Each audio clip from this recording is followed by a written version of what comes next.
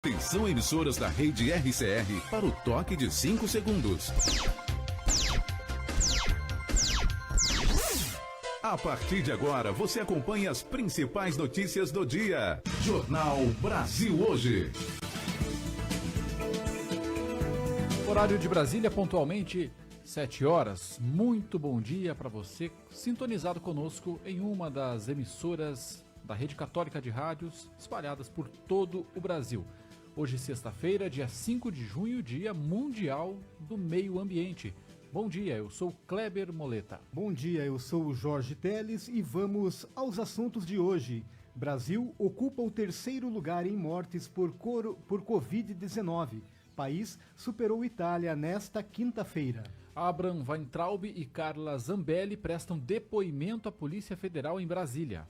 Ministro do Meio Ambiente revoga ato que anistiava multas por crimes na Mata Atlântica. Governo federal aprova a lei que dá ajuda financeira a estados e municípios. E hoje teremos o Conexão CNBB com Bruno Feitosa, trazendo informações da Conferência Nacional dos Bispos do Brasil. Estes são alguns dos destaques desta sexta-feira. O Jornal Brasil Hoje, edição 9564, começa agora. No horário de Brasília, 7 horas mais 1 minuto. Com 1.473 mortes em 24 horas, o Brasil superou a Itália em número de vítimas do coronavírus. O país chegou nesta quinta-feira a 34.021 óbitos e está atrás apenas do Reino Unido e dos Estados Unidos, segundo o balanço do Ministério da Saúde. Ao todo, já são 614.941 casos confirmados. Em 24 horas, foram incluídos 30.925. O total de pacientes recuperados é de 259.963. E esses números disparam em meio a medidas de relaxamento em várias regiões do país. No Rio, por exemplo, a prefeitura liberou a volta às ruas de 14 mil camelôs e houve pontos de aglomeração. Na cidade de São Paulo, concessionárias e escritórios poderão reabrir nesta sexta-feira, com atendimento limitado. E foi publicada na noite desta quinta-feira, em edição extra do Diário Oficial da União, a medida provisória que libera recursos para estados e municípios. Informações com Janari Damascena. O governo federal aprovou lei que vai ajudar financeiramente os estados, o Distrito Federal e os municípios com repasse de 60 bilhões de reais, além da suspensão das dívidas com a União durante todo o ano de 2020. De acordo com a lei, que cria e estabelece o Programa Federativo de Enfrentamento ao Coronavírus no Brasil, o auxílio financeiro será realizado em 4 parcelas mensais e iguais, que totalizam os 60 bilhões de reais para serem aplicados nas ações de enfrentamento à Covid-19 e no processo de controle da crise econômica causada pela pandemia. De acordo com o professor do Departamento de Economia da Universidade de Brasília, Roberto Eleri Júnior, além de ajudar a combater a doença, esse reforço é necessário para manter o funcionamento correto das gestões estaduais e municipais. Com a pandemia e o efeito inevitável na economia, os estados têm uma perda de arrecadação muito forte e isso acaba afetando o próprio funcionamento dos estados. É bom ter em mente que os gastos diretos de combate à pandemia, como os hospitais e equipamentos, eles estão vindo por outros canais para ajudar os estados. Mas essa reposição de receita que o governo vai fazer vai permitir manter o Estado funcionando, pagando folha. Professor e coordenador do curso de Direito do IBMEC em São Paulo, Alan Vendrame, acredita que essa ajuda do governo é importante para reestruturar estados e municípios, mas em comparação aos países que foram afetados pela Covid-19, da mesma forma que no Brasil, esse reforço financeiro não vai dar conta de aliviar as crises que estão surgindo. Nós temos aí 2 crises gravíssimas, a crise econômica e principalmente a crise social. Muito pouco se fala da crise social, daquelas pessoas pobres nas periferias, que estão sem emprego, que estão sem ajuda do governo, que não têm comida, que não têm saúde. Infelizmente, nós não temos como saber a extensão dessa crise e muito possivelmente não será solucionada em médio prazo. A crise social surge da crise sanitária e da crise econômica. Essa é a mais preocupante de todas.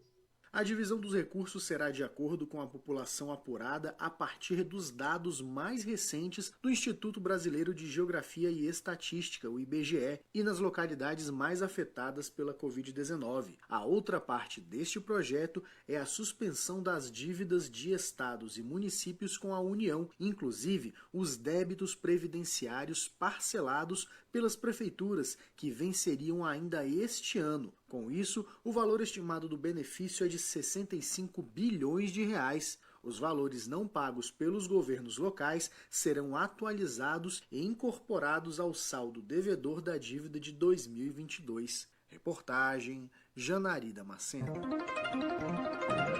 No horário de Brasília, 7h06. Jornal Brasil Hoje. RCR, Rede Católica de Rádio. Você conhece as vantagens de ser um associado da Signes Brasil?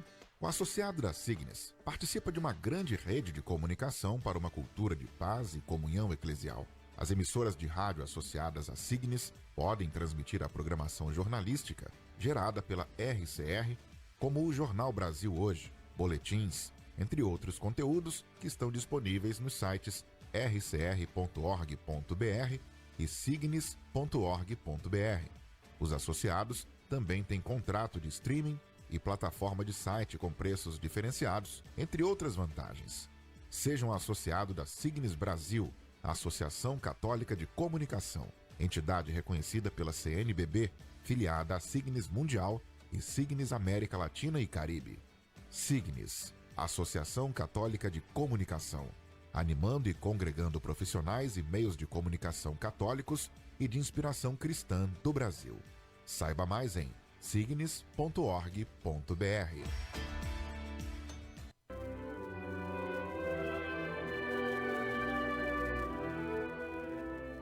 Onde quer que esteja, sou igreja. RCR, fortalecendo a igreja em sintonia com você. Muito do lixo produzido pode ser reciclado. Separe o lixo e informe-se o dia em que o caminhão da coleta seletiva passa no seu bairro. Planeta Terra, nossa casa comum, nossa responsabilidade. Signes, Associação Católica de Comunicação, animando e congregando profissionais e meios de comunicação católicos e de inspiração cristã do Brasil. Saiba mais em signes.org.br. RCR, Rede Católica de Rádio. As principais notícias da sua manhã estão aqui. Jornal Brasil Hoje, Rede Católica de Rádio. No horário de Brasília, 7h08. E o ministro da Educação e também uma deputada federal prestaram depoimento na Polícia Federal nesta quinta-feira. Vamos às informações com Janaína Oliveira.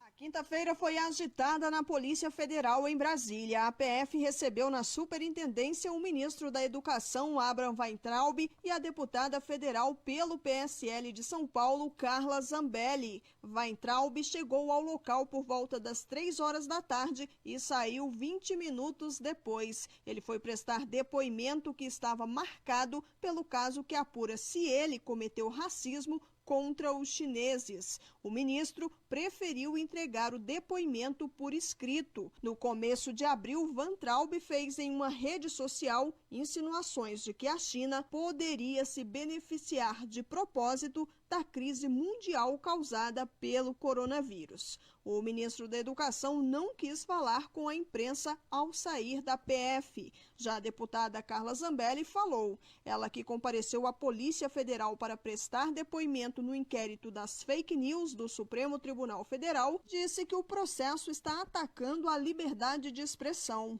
Afirmou ser contra qualquer lei que venha incriminar fake news. O direito de manifestação de todos, não só meu, que tenho imunidade parlamentar, deve ser preservado, deve ser respeitado. Nós já temos leis suficientes para poder reger quando uma pessoa não concorda com a outra, principalmente se ela for citada. Dentro da minha casa, Câmara Federal, a gente tem uma tentativa de que se passar uma lei que teoricamente é contra fake news, mas que nós não precisamos dela. Carla Zambelli usou o direito de ficar em silêncio na Polícia Federal nesta quinta. O inquérito que investiga as fake news tem como relator o ministro Alexandre de Moraes e investiga informações falsas e ataques a membros do STF por meio de redes sociais. Segundo Moraes, há indícios da existência de um grupo organizado para esse fim. Esse grupo, de acordo com ele, financiado por empresários. Agência Rádio Web de Brasília, Janaína Oliveira. Obrigado, Janaína.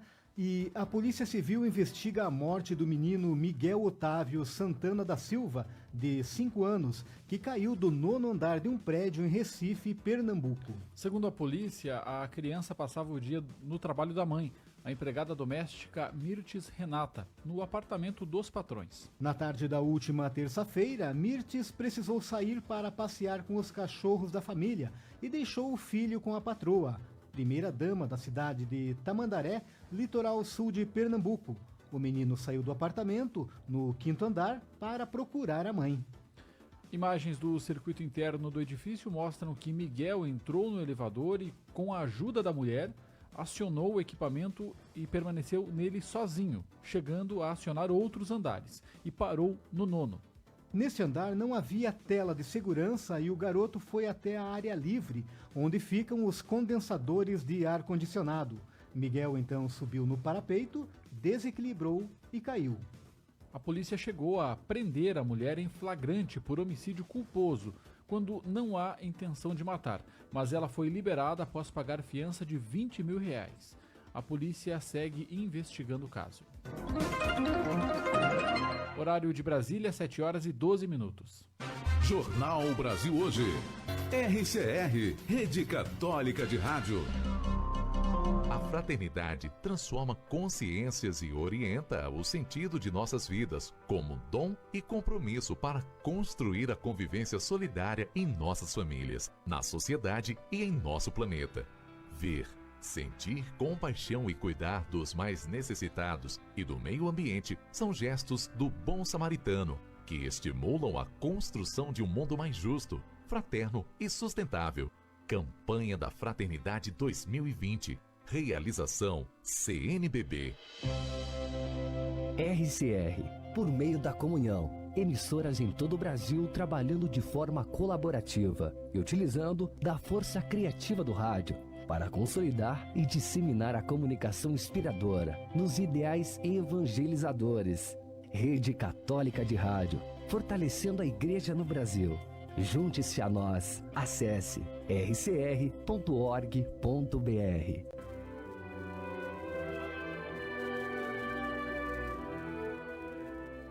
Onde quer que esteja, sou igreja. RCR, fortalecendo a igreja em sintonia com você.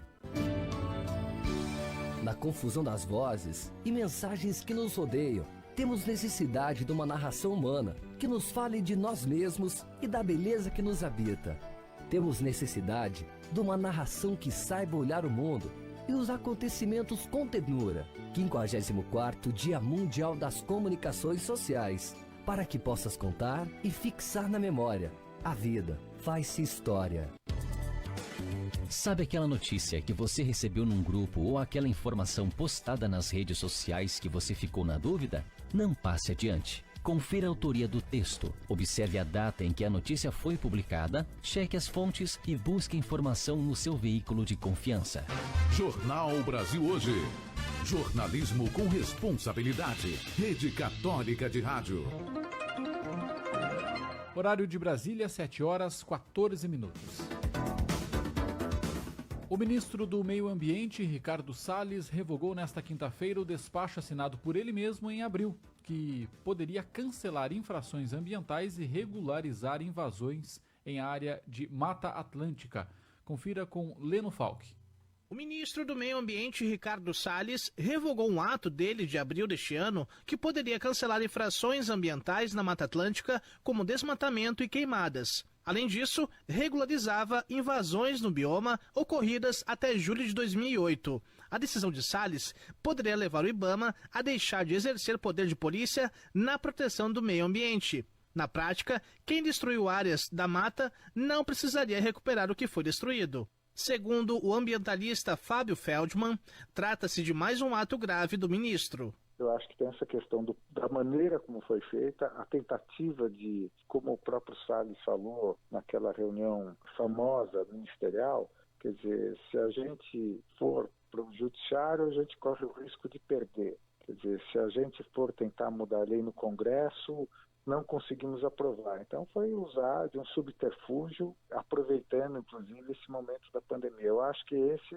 é o aspecto mais grave e não é o único em relação à gestão do Salles. Ricardo Salles publicou em rede social que quer saber qual o entendimento dos ministros do Supremo Tribunal Federal sobre a validade do Código Florestal na Mata Atlântica. Para Carlos Bocuí, presidente do Instituto Brasileiro de Proteção Ambiental, a lei da Mata Atlântica é mais rigorosa, específica e é ela quem deve prevalecer. Ele quer o abrandamento da lei da Mata Atlântica, utilizando-se do artifício do Código Florestal. Quando você estabelece uma proteção para um ecossistema, essa proteção ela é baseada em requisitos ambientais que são reconhecidos. Então, não dá para você dizer que esses requisitos desapareceram. Na verdade, o Código Florestal foi uma lei genérica e não pode se aplicar a casos específicos de áreas de preservação permanente.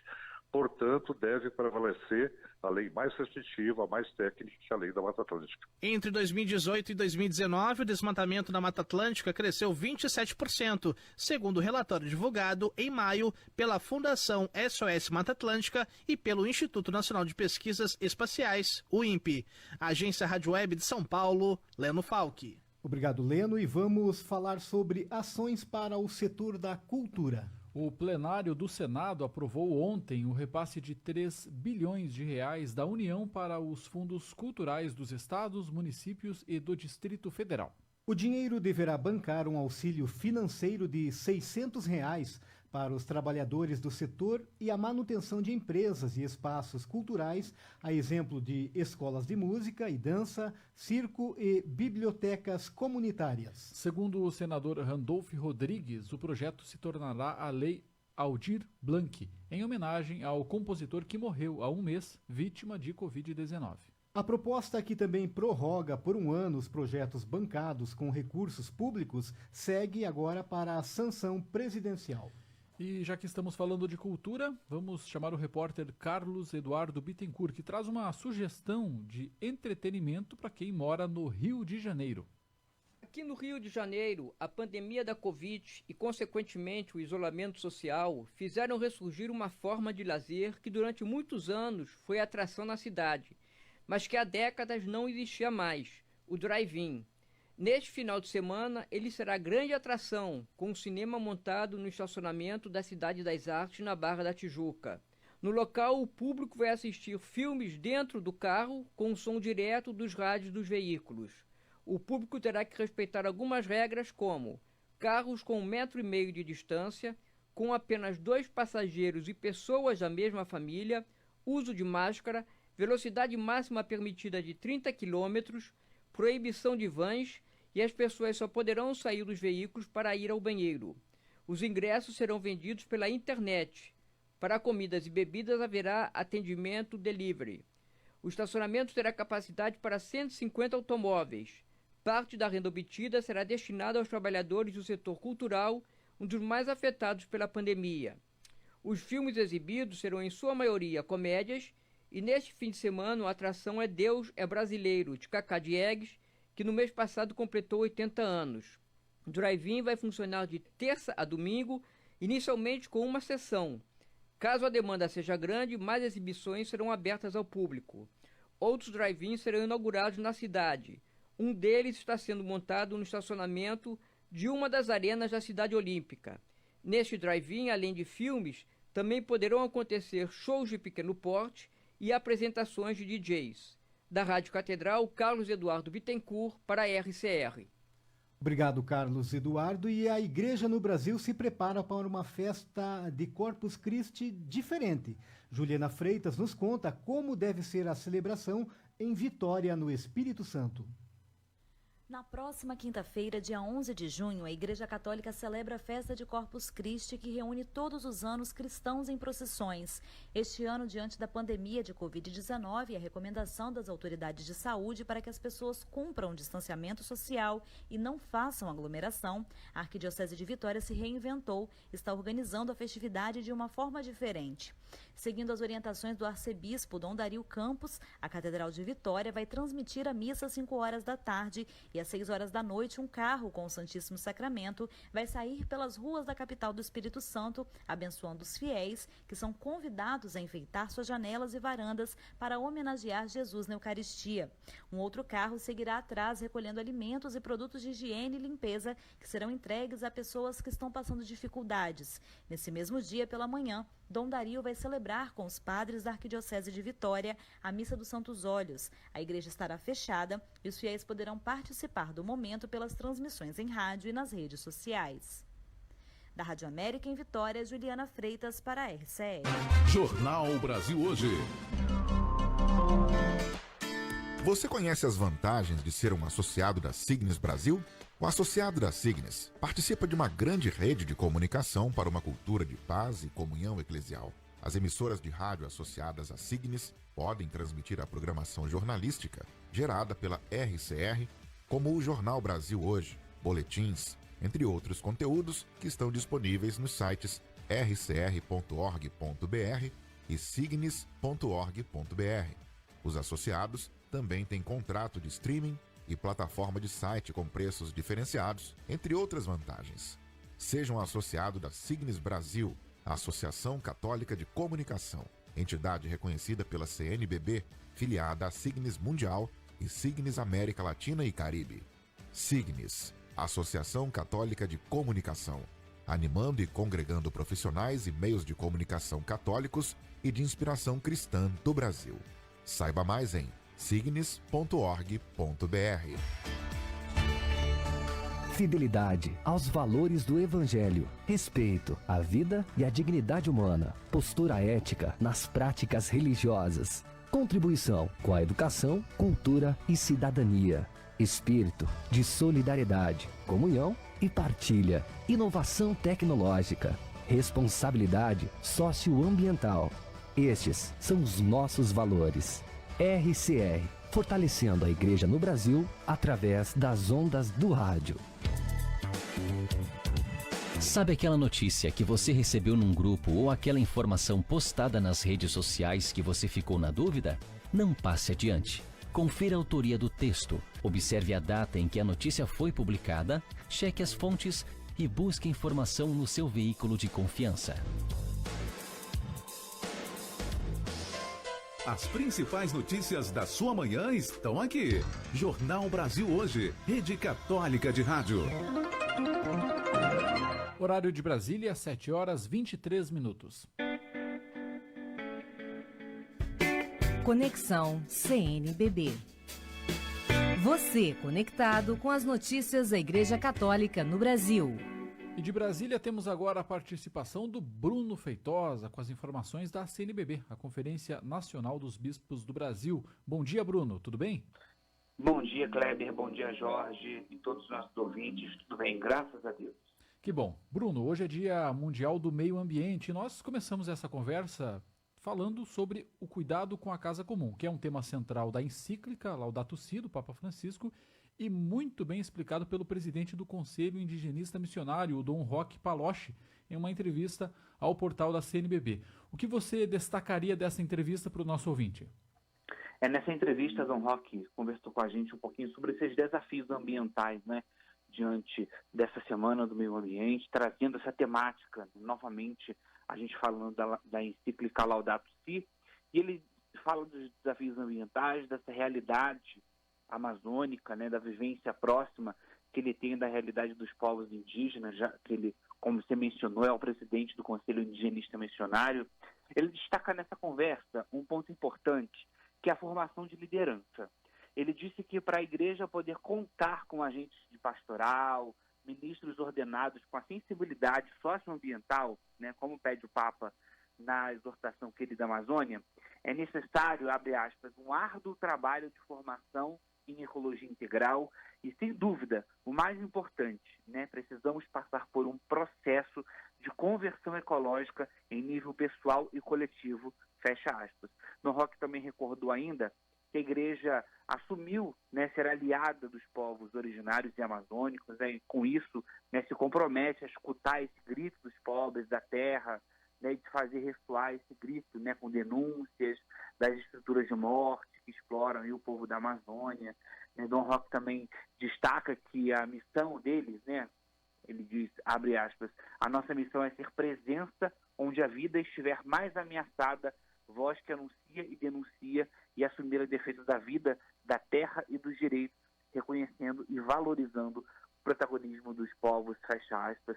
E essa entrevista completa, a gente bateu um papo, né, bem longo com o Dom Roque, está lá no nosso portal, no cnbb.org.br. Olá, Bruno, bom dia. Aqui é Jorge Teles. Ontem nós noticiamos aqui no Brasil Hoje a iniciativa da CNBB em ceder um espaço para ser centro de acolhida para migrantes em Brasília. Como é que está se desenvolvendo este projeto? É uma parceria, né, da CNBB com a Aves de Brasil, Instituto de Migrações e Direitos Humanos, o IMDH, para a instalação desse centro. Ele, né, foi cedido pela CNBB, agora vai passar por uma pequena reforma para poder começar a receber esses imigrantes. É um trabalho, né, é um gesto que a CNBB fez para poder colaborar e contribuir, né, com esse incentivo, principalmente desse programa de trabalho de imigrantes. Esses imigrantes venezuelanos que estão em Roraima, eles estão vindo para Brasília, né, já com uma oportunidade de trabalho, né, junto a empresas privadas. Então, esse espaço vai ser utilizado para isso. Quem vier trabalhar com emprego fixo vai ter esse ponto de passagem, vamos dizer assim, né? Então, esse espaço, essa casa, vai acolher esses imigrantes, né, por um período, até que eles consigam se estabelecer na cidade. Isso é muito importante, porque traz dignidade, devolve para eles, né, essa dignidade, vide que eles, né, vêm de uma realidade muito difícil.